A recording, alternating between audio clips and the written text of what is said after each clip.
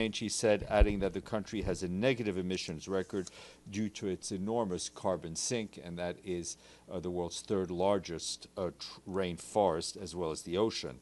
The international community, which benefits from the country's forests and oceans, must pay back, the Secretary General said. First, the international community needs to accept that there must be climate justice. Countries like Papua New Guinea must have all the support that was promised it to address adaptation needs, to build resilience, and to protect people in country against the devastating impact of climate change, adding that there must also be justice in the way of international financial institutions, address the problems of development. Mr. Guterres reiterated his call for reforms of the international financial systems. The Secretary General will be in New York at the crack of dawn tomorrow morning and be in the office on Monday. Travel to announce, though not the Secretary General, Mariangela Holgen, who, as you know, is the personal envoy of the Secretary General, is set to travel to Cyprus next week. There she will meet the Greek Cypriot leader, Nikos Christoulidis, on September 12th, and the Turkish Cypriot leader, Ersin Tatar, on September 15th. She's also expected to engage with the representatives of the two leaders, among other Cypriot stakeholders. Moving to Gaza, and our colleagues at the Office for the Coordination of Humanitarian Affairs tell us that the ongoing offensive in Gaza City has further intensified today, increasing the damage to civilians and facilities on which they depend to survive. Earlier today, Israeli forces attacked a high-rise building that they say was used to execute attacks against them. Initial information collected by OCHA indicates that tents sheltering displaced people were damaged nearby.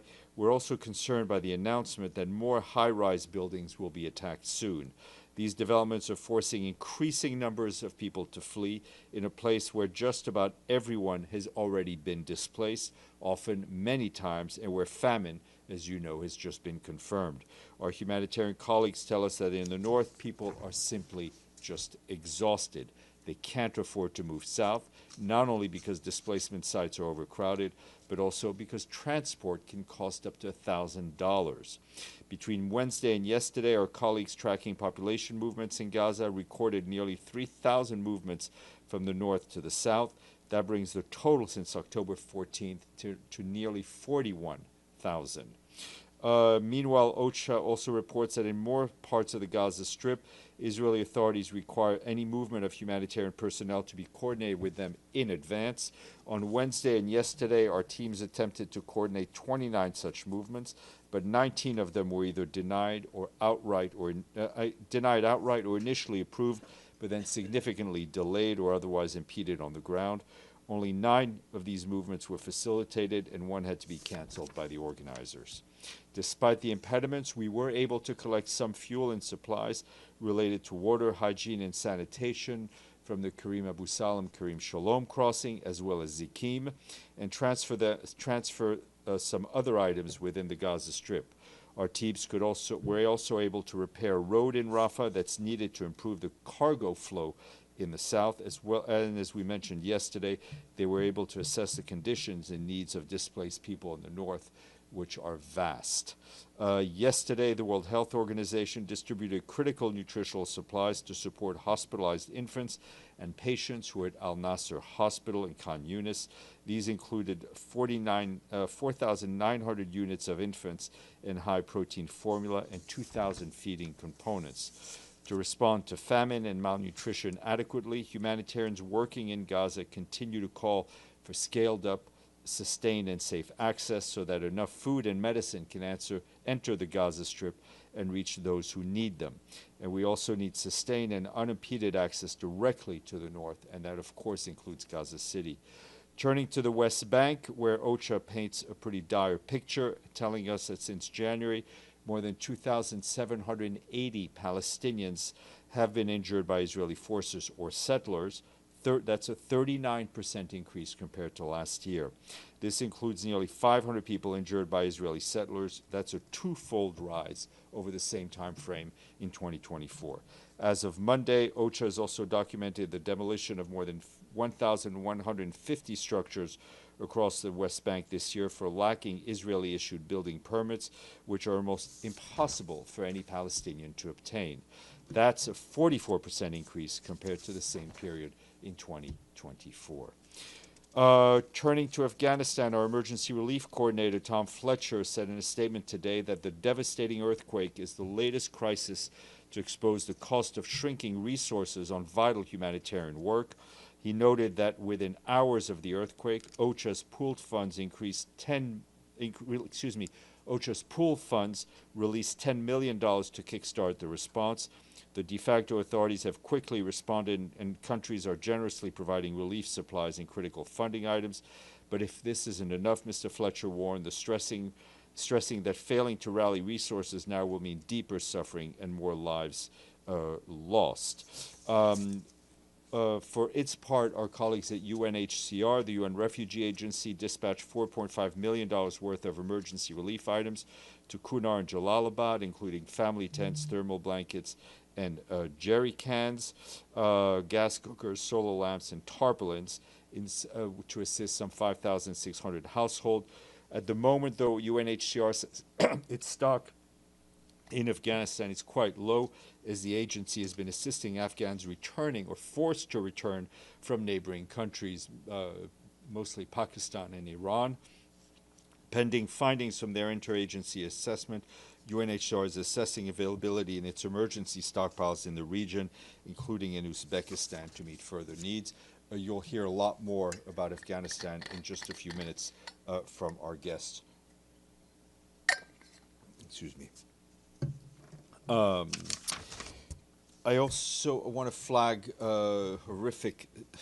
one more horrific situation in Haiti, which we've been talking to you about quite a bit. I have a rather distressing note on the unimaginable situation that many women and girls live in, as gender-based atrocities in Haiti are reaching alarming levels. Our humanitarian colleagues tell us that between January and July of this year, more than 6,200 incidents were reported by service providers. Nearly half of those were rapes, with 62% of those incidents allegedly perpetrated by armed gang members. Adult women are the most affected, but 1 in 7 survivors is a child, a girl under the age of 18. Furthermore, just over half the incidents involved internally displaced people, yet only a quarter of rape survivors were able to access medical care within the critical 72-hour window. Reasons for that vary between insecurity in the country, the stigma associated with gender-based violence, as well as a weak referral system and the lack of health facilities in many areas. In response, between January and July of this year, UN agencies and our humanitarian partners provided assistance as much as they could, such as medical care, psychosocial support, legal aid, dignity kits, and emergency shelter.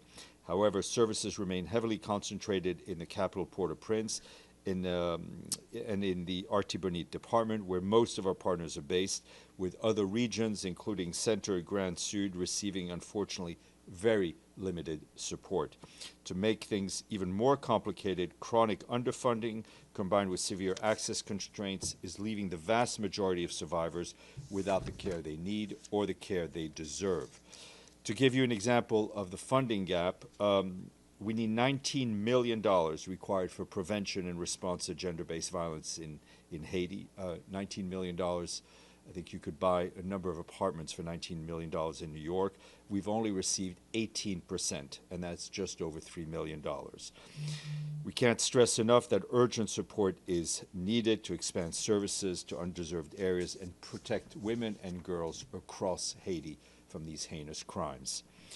Turning to Ukraine, our humanitarian coordinator there, Matthias Schmale, strongly condemned in a statement an attack in the Chernihiv region that killed and injured humanitarian workers. Yesterday's missile attack on a humanitarian demining site in Chernihiv region killed two and injured 8 deminers from the Danish Refugee Council. At the time of the attack, its teams were clearing landmines and explosive remnants of war in an area heavily contaminated since the start of the full-scale invasion by Russia into Ukraine. According to our partners, at least 4 other aid workers have been killed and 34 injured in Ukraine so far this year. Meanwhile, hostilities and attacks continue across the country, with several civilians killed and injured, according to authorities. The regions of Donetsk, Kharkiv, Kherson were the most impacted, with significant damage done to homes and civilian infrastructure. We, along with our partners, mobilized emergency assistance across affected regions. And turning to the Democratic Republic of the Congo, where I can tell you we, along with our humanitarian partners, are supporting the government-led response following the declaration yesterday of a new Ebola outbreak in Kasai province in the country's center-west. As of September 4th, preliminary figures from national authorities indicate 28 suspected cases. That includes 15 fatalities, including 4 frontline health workers. The number of provisional and are provisional and are expected to change as surveillance activities are scaled up. The impacted areas, particularly Bulape and Weka health zones, previously experienced outbreaks in 2007, 2008, and 2011. A joint rapid response team supported by WHO experts has been deployed to Kasai province to strengthen disease surveillance and response capacity. WHO is delivering more than 2 metric tons of essential supplies, including personal protective equipment, mobile labs, and medical teams to support the immediate response. Also in the DRC, and also a bleak picture, our colleagues in the UN Human Rights Office published a report today showing that all parties to the conflict in the Congolese provinces of North and South Kivu have committed serious violations of international humanitarian law that may amount to war crimes and even crimes against humanity. The report produced by the UN Human Rights Office fact-finding mission said since late 2024, gross human rights violations have been committed by the M23, supported by the Rwandan Defense Forces, as well as the Congolese armed forces and affiliated armed groups. It documents the failure by all parties to adequately protect civilians in the conduct of hostilities, particularly during the takeover of Goma by the M23 and the RDF in late January, as well as attacks on schools and hospitals. The report further finds that both DRC and Rwanda bear responsibility for their support to armed groups with known track records of serious abuses. The report is online. Quick update for you from our colleagues at the Office of Coordination of Humanitarian Affairs on the impact of the severe flooding in northern India, for which you will recall the Secretary General had expressed his deep sorrow. The impacted, with Punjab state being one of the areas hardest hit. Dozens of people have been reportedly killed, nearly 1,900 villages, and more than 380,000 people said to be affected. Hundreds of thousands of acres of farmland have also been drowned. The government of India is leading the response effort, but our country team stands ready to assist. Food price index, first Friday of the month. Our friends in Rome at the FAO say that tell us the new report indicates that the benchmark of world food commodity prices remain largely unchanged in August. Increases in meat, sugar, and vegetable oil prices offset declines in cereal and dairy quotations. The FAO food price index averaged 130.1 points in August, marginally up from the revised July level of 130 points, but 6.9% higher than a year earlier. International days to flag. Sunday will be the International Day of Clean Air and Blue Skies. Nearly every person on Earth breathes air that is unsafe and causes health problems. And in his message, the Secretary General calls on citizens of this planet to take all necessary steps for clean air and breathable air. And pegged to that, the World Meteorological Organization released a report today tracing the complex interplay between air quality and climate, highlighting the role of tiny particles called aerosols in wildfires, winter fog, shipping emissions, and urban pollution. The report notes that burning of fossil fuel and other human activities that contribute to climate change are also sourcing pollution like black carbon, nitrous oxide, and ground-level ozone, which in turn aggravates climate change. Air quality and climate change must not be addressed in isolation. They must be addressed hand in hand. Other international days. Today is the International Day of Charity. Be nice to me.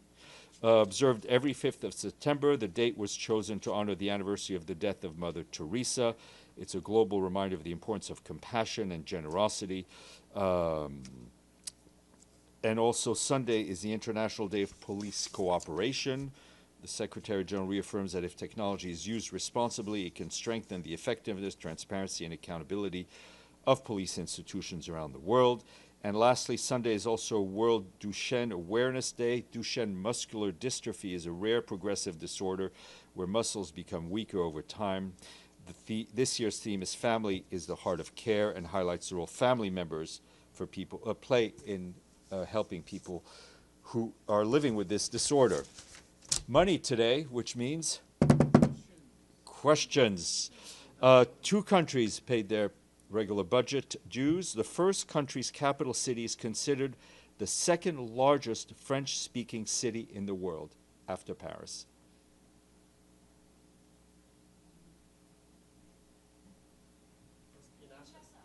Who said Kinshasa? Good job, Lenka. So we thank our friends in the Democratic Republic of the Congo. The second country is landlocked and is home to the world's largest artificial lake by volume. The largest artificial, it's considered the world's largest artificial lake by volume of water it holds. All right, it's in Africa. No, the Gambia? No. No, I mean, a good try, but not. Sorry? Nope. No, you're not, okay. We're going to sit here and listen to 54 countries being listed. It is Zimbabwe. Lake Kariba holds 185 cubic kilometers of water. So we thank our friends in Harare as well for paying their dues. I will pay my dues now. Deji. You might already said this in the beginning. I missed that part. Yesterday, U.S. State Department listed 3 humanitarian groups of Palestine on the sanction list. I know that the human rights chief Volker Turk has already expressed his opinion, said it's unacceptable. What is the opinion from the Secretary General?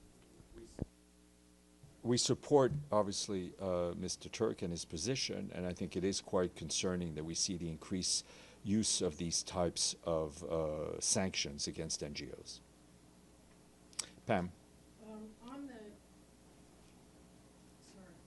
On the Haiti numbers, there was a report that came out just in February that there was 1,000% increase. What you're talking about is increase even since in the past. Yeah, the numbers I think are pretty. This is just. And any progress toward a multinational force or any kind of. Well, I mean, the progress, what you know, is the multinational security support force is on the ground. What it needs is more support, and obviously we're moving following the adoption by the Security Council of the last resolution. And is there any identification of which gangs? No, I think it is all gangs. Thank you. Yeah. Jordan? Yes. Do you have any update on the communication between the UN and the host country on Palestinian visas? No, as I mentioned earlier this week, we're in touch with the State Department to try to get some clarification and obviously, hopefully, a reverse of the decision based on their obligations under the host treaty agreement. How many UN international staff in Gaza? And if you have a number, can you compare the current number with the number was 2 years ago? The number is less. We've reduced our footprint, but we remain very present in Gaza. I'll try to get you a number. The footprint is constantly being adjusted based on the operational needs, but also obviously taking into consideration the security of staff. I mean, yesterday we had our colleague Tess Ingram from UNICEF, who is an international, who's been in Gaza, and we've had quite a few international staff who remain in Gaza. Allow me. It's a legal question, I think. I'm not sure if it's a legal question or not, but you mentioned something about settlers' violence in West Bank against Palestine, and you gave very huge number of injured and death. Do the UN or does the United Nations consider the action, violent action by settlers as a terror act or what? all of this violence, all of the settlers involved in attacks on Palestinian civilians need to be held to account by the Israeli authorities, right? Those are crimes, and they need to be held to account for committing those crimes. Alex, and then we'll come up here. Thanks so much, Steph. I have a question on Yemen. There have been some reports that Yemeni Houthis are attempting to develop chemical weapons. Do you guys have any evidence of that? I'm not able to answer that question now. It doesn't mean others in the UN are not, or may be able. We will check for you. Thank you. Yep, and then we'll go to Yvonne. Ming Lu from China Daily. The General Assembly today is considering multiple resolutions regarding the UN cooperation with regional groups, such as Shanghai Cooperation Organization. Can you tell us what is the view of Secretary General about the value of the United Nations working with regional groups like the SCO? The Secretary General, I think since the beginning of his tenure, has highlighted the need for increased cooperation between the United Nations and regional groups and sub-regional groups as a way of kind of what he refers to, I think, as layered multilateralism. Often regional groups are very effective in dealing with regional issues within the framework of the UN Charter and international law, and I think that has been his message, whether it is regarding Asia, Africa, Latin America, or Europe. Yvonne Murray. Thank you, Steph. On his most recent trip to China this week, last week, the Secretary General said he told the Chinese leader, Chairman Xi Jinping, that the support of China is an extremely important element to preserve for the UN. So does that mean, does preserving China's support make it hard for the Secretary General and other UN officials to speak out on China's human rights record? No, I think whether it's the Secretary General, the High Commissioner for Human Rights, other entities, the Secretary General has spoken out on what he sees as human rights violations in many countries. Okay, and yesterday I asked you about specifically the Jimmy Lai case. Do you have any further comments I would on refer, that? I saw our colleagues in the Office for Human Rights, Mr. Turk's office, commented, and we fully back and support his comments. So the Secretary General supports the comments made by Volker Turk? That's correct. Okay, thanks. Dennis, and then we'll go to Lenka, sorry. Thank you, Steph. According to the Russian Foreign Ministry, there has been an exchange of letters between the Secretariat and the Russian mission to the UN on Bucha. So I have two questions on that. Recent letters, or I mean, they've been exchanged in the past. I don't know if they're. I believe in the past. Okay. So my first question is, how does the SG respond to the Russia's letter criticizing the UN's delayed and inadequate reply to the 2024 inquiry on the alleged Bucha staging? Look, I think the issue of Bucha has come up often, notably in bilateral meetings between the Secretary General and Foreign Minister Lavrov. I think the Secretary General has answered and given our position, and I don't think it has changed in any way. And, sorry, the second one, will the Secretary General publish Russia's appeal as official documents in the General Assembly and Security Council as requested by the Russian Foreign Ministry? Any member states that writes to the Secretary General asking for a document to be circulated, that document is circulated. Lenka. Thank you. Any new phone calls on Ukraine? None that I'm aware of, but if I become aware, I will let you know. Thank you. Ms. Salome. Steph, I apologize. You may have touched on this earlier, so if I missed it, I'm sorry. But can you comment on the targeting of buildings in Gaza and the... Yeah, I did. That was one of the first things I talked about. Okay, all right. I'll check it. Thank you. Yes, sir, please. Given the U.S. visa restrictions, is there a possibility that the high-level week of the General Assembly be held somewhere outside of the I United have not States? seen. I have not seen any credible movement on that. Is there a process for this? For Well, I mean, example? the member states can decide to hold a meeting wherever they decide to hold it. That would be a decision of the General Assembly. But frankly, I have not seen any serious traction on that. All right, Jordan, and then we need to go to our guests who've been patiently waiting. Go ahead. I have to follow up with him and on my first question, because you said in the beginning of the week you start communicating with the State Department on the visa issue. Correct.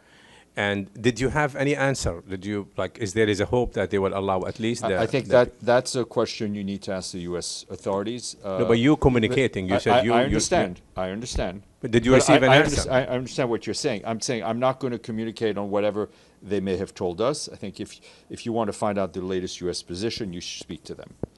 All right. I would ask you to stay for our guests. Are you? I just want to make sure Stephen is connected, or our guest connected, and if they could be put up on the screen, please. Great. I will see you. I think who will Stephen? Will you go? Will you go first? Yes, I will. Great. Okay. So Stephen, please go ahead. Thank you. All right. Thanks, Steph, and good afternoon to everyone. I will kick things off and give a general update on what is happening with respect to the earthquake, and then my colleague, who's the area manager in the eastern region of Afghanistan, Anatoly, who's also online, will give some of his first-hand experience of what is happening on the ground. Now, as everyone already knows, on August 31st at close to midnight, there was that 6.0 magnitude earthquake which struck the eastern provinces in Afghanistan, leaving a wake of destruction in mostly mountain communities across 3 provinces, Nangarhar, Kunar, and Laman. Since then, including this morning, there have been strong aftershocks which continue to rattle the region, further terrifying families, but also worsening road conditions and hindering rescue and relief operations. Unfortunately, and this I heard from my UNICEF and UNFPA colleagues, some of the relief workers got injured from yesterday's quake as well. The human toll is high, and I think, Steph, you reported on this. According to the latest assessments, more than 2,200 people have lost their lives, and nearly 3,700 have been injured. At least 6,700 homes have been destroyed, and we have seen entire villages built on steep hillsides have collapsed. And you'll hear a bit more about that from Anatoly, who has actually visited some of those communities. But beyond the loss of life, we have also seen basic infrastructure and livelihoods destroyed. As you know, OCHA has deployed 25 teams to do rapid assessments in the provinces and their districts. And their data is showing approximately 84,000 people affected by the earthquake. Schools, health facilities have collapsed.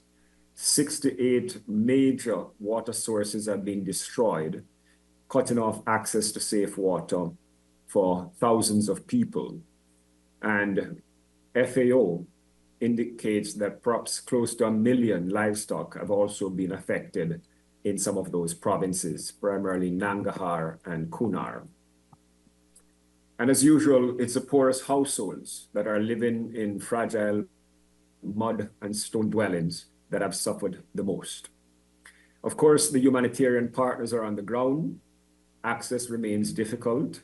And again, you will hear a bit more on that, those issues of access from Anatoly, who attempted to access some of those regions recently. Nonetheless, the emergency response is scaling up. Thousands of tents and non-food items are now arriving for distribution. Mobile health teams are treating the injured. More than 20,000 people have already received food assistance, and water trucking and sanitation facilities are being set up to prevent the outbreak of disease. You've also heard that the UN has mobilized an initial 10 million from pooled funds, and donors including the UK, the Republic of Korea, and Australia have contributed. Other regional neighbors, including India, Pakistan, Iran, Turkey, and others, have provided in-kind support. But far more is needed. And you also know the immediate priorities: shelter, food, safe water, sanitation, emergency health care, and of course, psychosocial support. Children, women, and people with disabilities remain most at risk. And with winter approaching, because this is the very mountainous region which gets very cold, time is short for us to provide relief. Now, this tragedy, and this is one of the main points I want to convey, comes on top of multiple overlapping crises that Afghanistan has been experiencing. For example, communities in the East had already endured flash floods in August and major droughts earlier this year.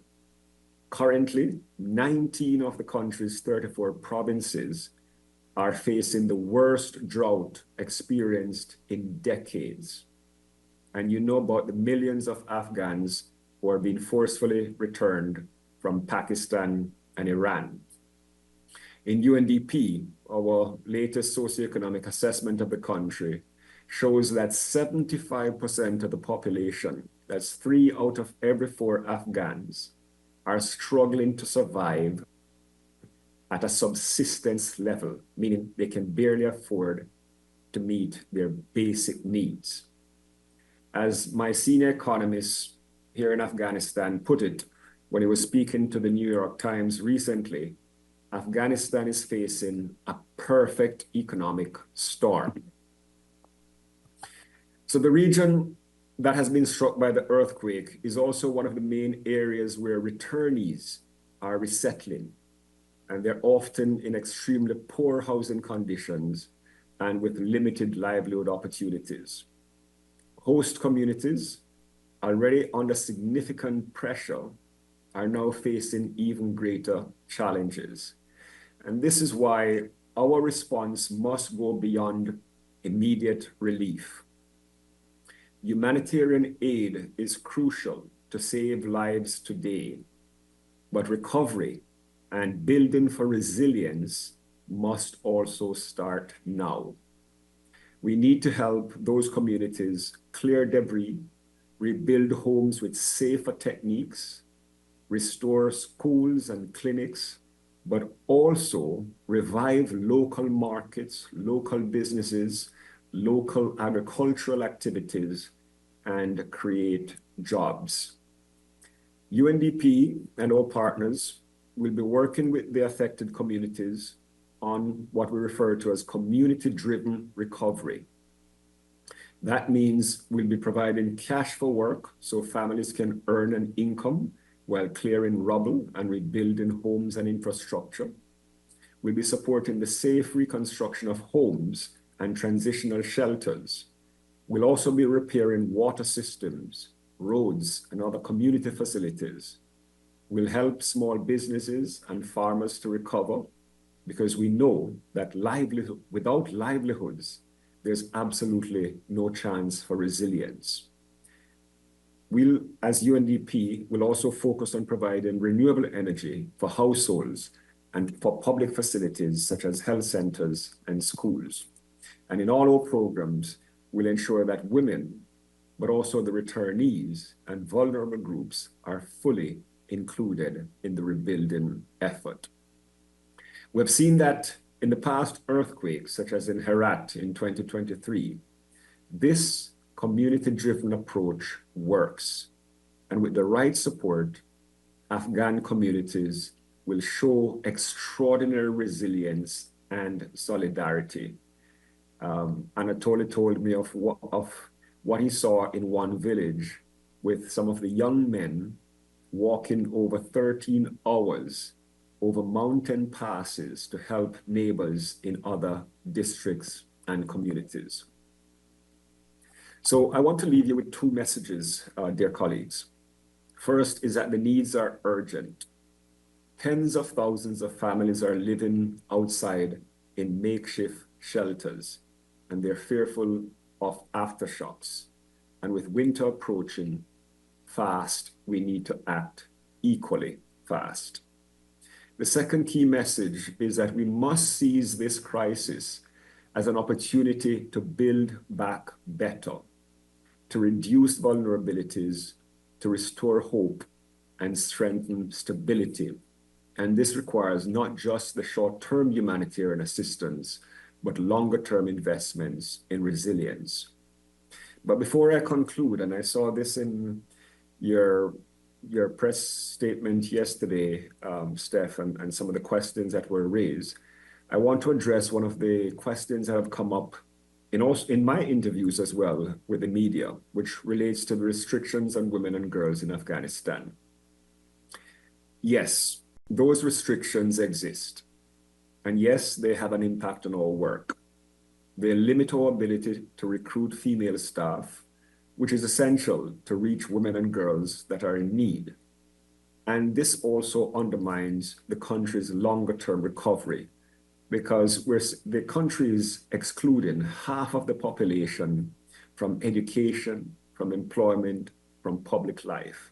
So this will set back Afghanistan's development. And it's also a challenge to our humanitarian relief efforts. That said, I want to address directly the reports that in the context of the recent earthquake, women are being prevented from receiving emergency medical care. We have looked into this very carefully. What we're finding is that these appear to be isolated incidents, excesses committed by a few local actors, rather than a systematic restriction. For example, a trustworthy source at the Nangarhar Hospital confirmed that around 20 women were evacuated by helicopter from Kunar province and admitted for treatment. Similarly, I spoke with my WHO colleague earlier today, and he indicated that in the affected area, all critically injured patients, including women, were being transferred for health treatment without restriction, depending solely on the severity of their injuries. So while the restrictions on women remain a broad structural issue, in this specific earthquake response, we have not seen evidence of a systematic ban on women either participating in the relief efforts or receiving urgent medical care. The UN is, of course, monitoring closely, and we will continue to advocate strongly to ensure that women and girls have safe, equal, and unimpeded access to all humanitarian and medical services. So to conclude, the UN stands in solidarity with the Afghan people in this moment of grief, but international support is critical, and we will be launching an emergency appeal in the coming days. I think OCHA has indicated on the 8th of September, and we urge member states and partners to step forward quickly and generously.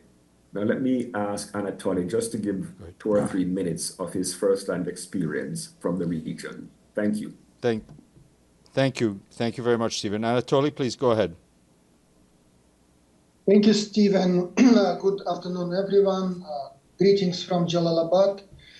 My name is Anatoly. I'm area manager of UNDP based here in the country. UNDP has very strong presence in the region. Our office is covering 4 provinces, Nuristan, Nangarhar, Lagman, and Kunar. And 3 of those provinces has been heavily hit by the recent earthquake. We have an excellent team here, and we already conducted several site visits, and I would like to share my first-hand experience about one of them. It was Sutan village in Darinur district of Nangarhar province. This place was already on our radar due to recent flash floods, and also that they have received many returnees. So we know the area very well. The village located in a very remote area, mountainous. It was very hard to reach. We have seen many evidence of the recent landslides, which were fortunately already removed by the locals. So we could access this area. Also, at the same time, I would like to highlight that this place is very typical victim of this earthquake. Other places are very similar to that. So Sutan village is the place with around 7,500 people living there. I met with locals. I was looking at the damage, and that was heartbreaking. In this particular small village, there was 12 casualties.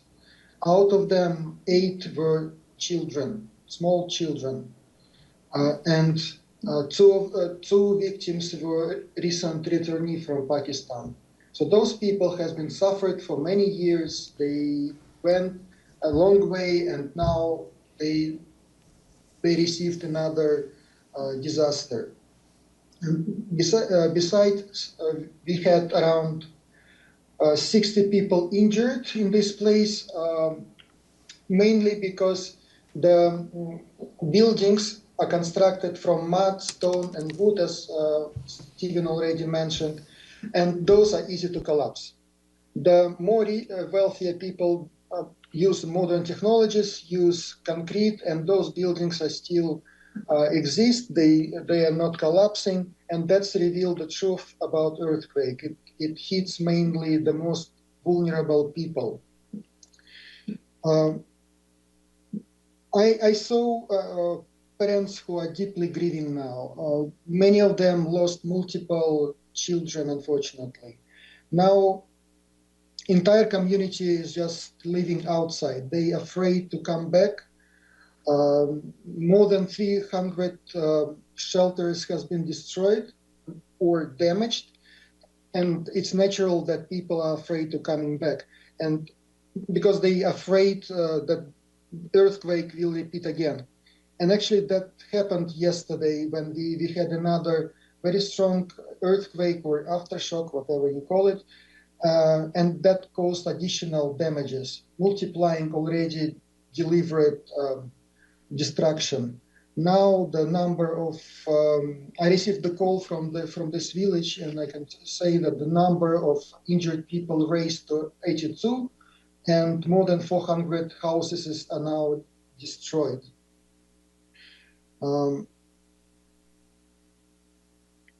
What else? The second source of people dying was not only because of collapsing walls and roofs, but also from rock side. Earthquake caused some shakes, which led to the landslides.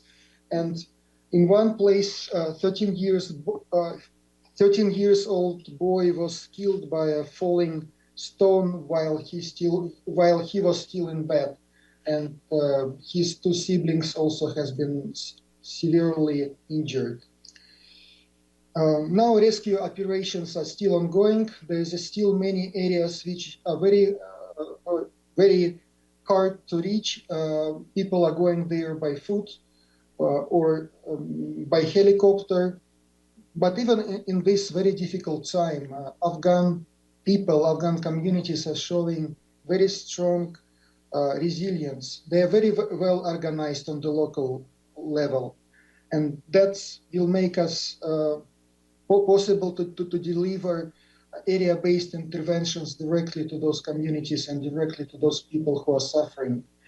And we're looking forward to start our early recovery operations and to help those people as soon as possible. Thank you. Thank you very much, Anatoly. We'll now take some questions. Deji? Hi, this is De Zhishu with China Central Television. We know this is not the first time we have an earthquake in Afghanistan that caused massive death tolls in the country. I'm just wondering, is there a way to build resilience for the next time? Because it seems this is never going to end. Thank you. Please, go ahead, either Stephen or Anatoly.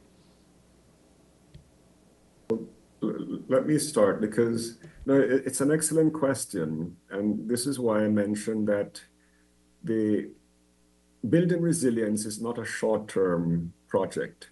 What Anatoly said earlier, that the poorest are usually the most affected, whether it's by earthquakes or floods or any of these major disasters.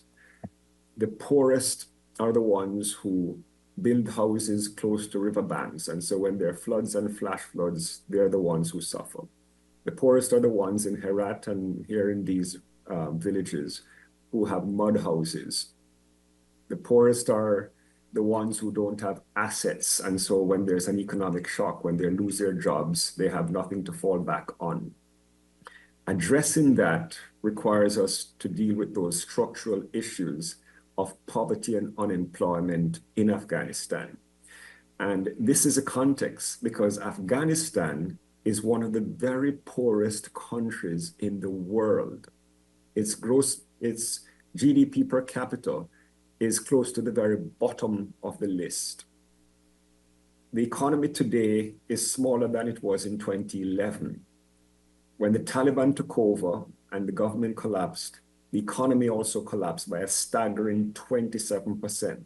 So poverty and unemployment are extremely high.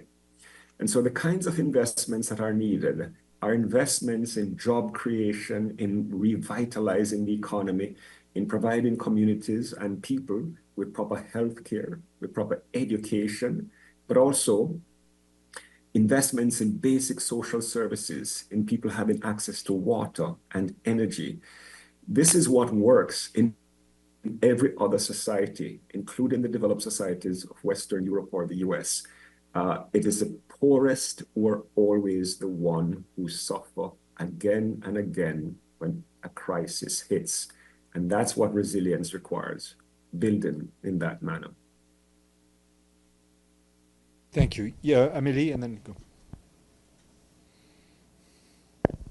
Thank you. Amélie Botelier from AFP News Agency. You mentioned the emergency appeal that will be launched in a few days, but I guess it's for emergency relief effort and humanitarian aid. But a follow-up to Deji's questions, rebuilding is something else. So do you have any kind of estimates of how much money would be needed and how long would it take to rebuild everything that's been destroyed, but in a better way for it to be more resistant to any future disaster? Thank you.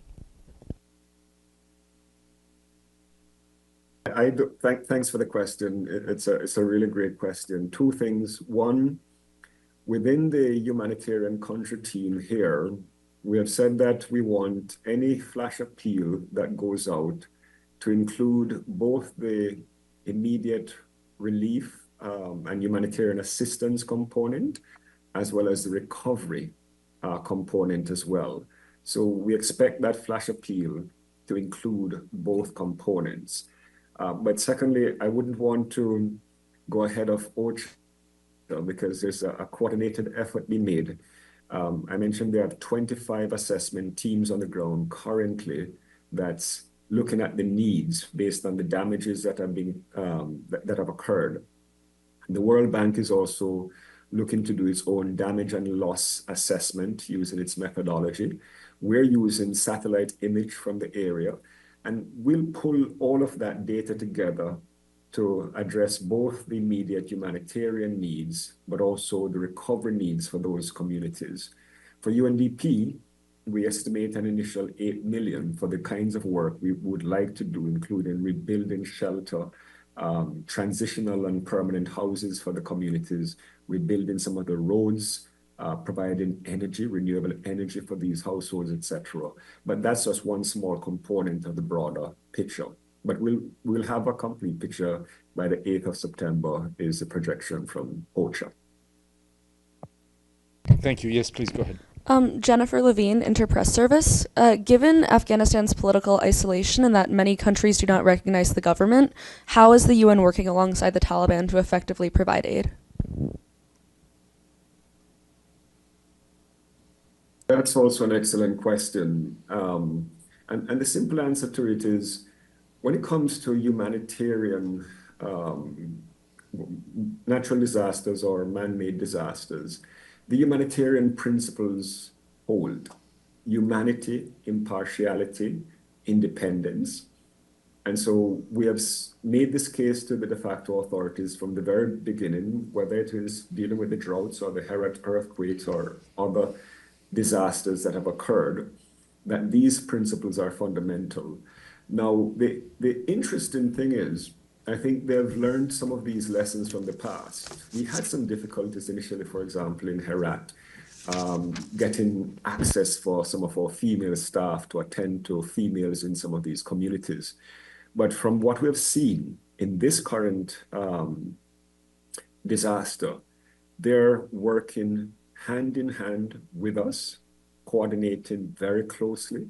And by the way, these are very mountainous regions that are otherwise impassable.